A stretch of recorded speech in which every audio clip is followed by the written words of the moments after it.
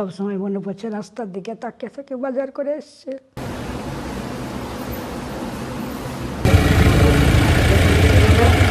কি এখানে নিরাপত্তা কিছু কি পাবো আমি?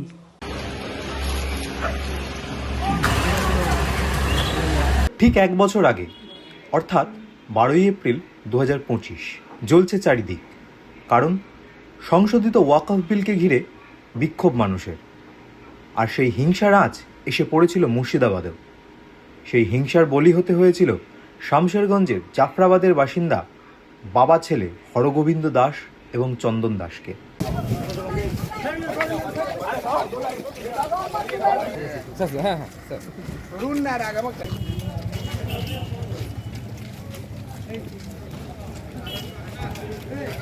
এখনো দগদগে সেই ঘা।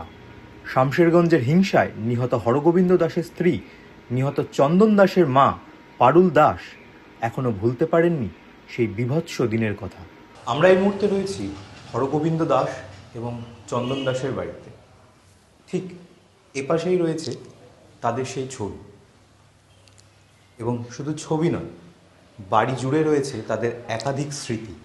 এবং সেই স্মৃতি কতটা ব্যথা দেয় তাদের পরিবারকে, সেটাই আজকে জেনে নেব আমরা পারুল দেবী অর্থাৎ হরগোবিন্দ দাসের স্ত্রীর থেকে।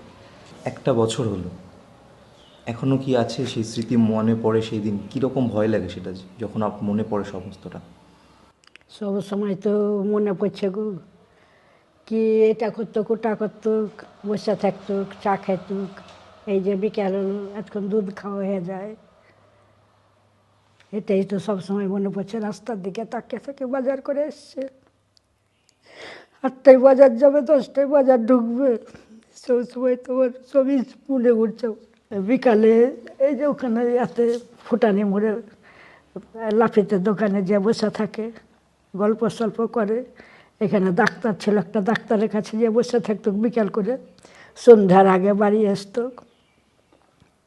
একটু গুরু মন্ত্র ভজতো, ভজে সন্ধ্যা লাগতো। তারপরে আবার গায়ে হোম থিয়েটার কিনেছে আছে ঘরে, গানটা শুনতো আধা ঘন্টা।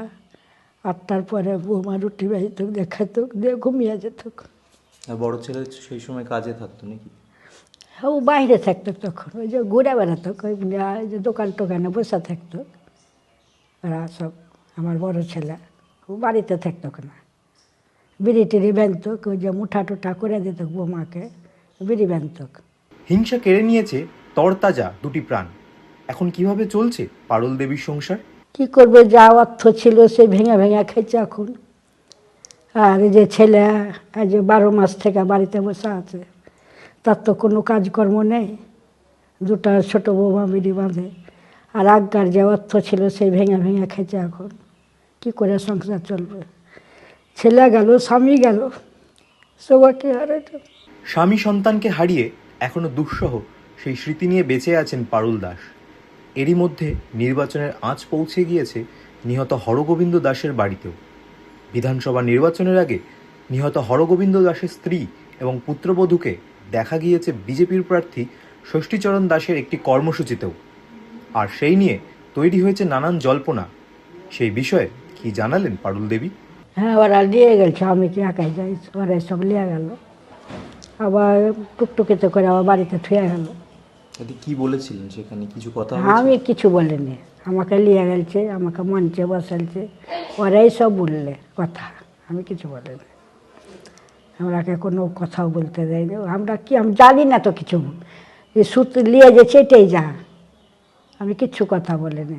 সেই নৃশংস ঘটনার পর তৎকালীন রাজ্য পুলিশের এডিজি সুপ্রতিম সরকার তৈরি করেছিলেন বিশেষ ইনভেস্টিগেশন টিম, এসআইটি বা সিট। এই ঘটনায় অভিযুক্ত 13 জনকে গত বছরের ডিসেম্বরে যাবজ্জীবন কারাদণ্ড দিয়েছিল জঙ্গিপুর আদালত। কিন্তু তারপরেও নিরাপত্তার অভাব বোধ করছেন হরগোবিন্দের পরিবার। এবং এই যে বর্তমানে নিরাপত্তা, সেটা কি আপনি সম্পূর্ণভাবে পাচ্ছেন?